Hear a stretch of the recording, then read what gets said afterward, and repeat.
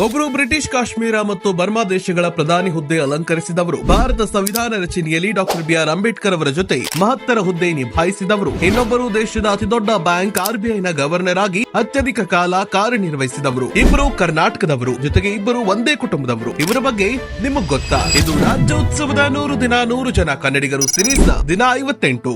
ಇವರು ಬೆನೆಗಲ್ ಸಹೋದರರು. ಭಾರತದ ಸಂವಿಧಾನ ರಚನಾ ಸಮಿತಿಯಲ್ಲಿದ್ದು ದೇಶ ಕಟ್ಟಿದ್ದಲ್ಲದೆ ಬರ್ಮಾ ದೇಶದ ರಾಜನ ಆಡಳಿತದಲ್ಲಿ ಪ್ರಧಾನಿಯಾಗಿ ಬರ್ಮಾ ದೇಶದ ಸಂವಿಧಾನ ಕರಡು ರಚಿಸುವಲ್ಲಿ ಕೂಡ ಮಹತ್ತರ ಪಾತ್ರ ವಹಿಸಿದವರು. ಬೆನೆಗಲ್ ನರಸಿಂಹರಾಯರು ಕಾಶ್ಮೀರದ ಡೋಗ್ರಾ ರಾಜನ ಆಡಳಿತದಲ್ಲಿ ಪ್ರಧಾನಮಂತ್ರಿಯಾಗಿ ಸೇವೆ ಸಲ್ಲಿಸಿದ್ರು. ಖುದ್ದು ಡಾಕ್ಟರ್ ಬಿಆರ್ ಅಂಬೇಡ್ಕರ್ ಅವರು ಬೆನೆಗಲ್ ನರಸಿಂಹರಾಯರ ಕಾರ್ಯವನ್ನ ಹಾಡಿ ಹೊಗಳಿದ್ದಾರೆ. ಸಂವಿಧಾನದ ಶುರುವಿನಲ್ಲಿ ಬೆನೆಗಲ್ ಅವರು ಸಾಕಷ್ಟು ಕೆಲಸ ಮಾಡಿದ್ರು. ತದನಂತರ ಸರ್ದಾರ್ ವಲ್ಲಭಭಾಯಿ ಪಟೇಲ್ ಹಾಗೂ ಗಾಂಧಿಯವರ ಕರೆಯ ನಂತರ ಡಾಕ್ಟರ್ ಬಿಆರ್ ಅಂಬೇಡ್ಕರ್ ಅವರು ಸಂವಿಧಾನ ರಚನೆಯನ್ನ ಕೈಗೆತ್ತಿಕೊಂಡು ಅದನ್ನ ಪೂರ್ಣಗೊಳಿಸಿದ್ರು. ಈ ಸಂದರ್ಭದಲ್ಲಿ ಅವರು ಕರ್ನಾಟಕದ ಬೆನೆಗಲ್ ನರಸಿಂಹರಾಯರ ಬಗ್ಗೆ ಸ್ಮರಿಸಿದ್ದು ಇತಿಹಾಸ.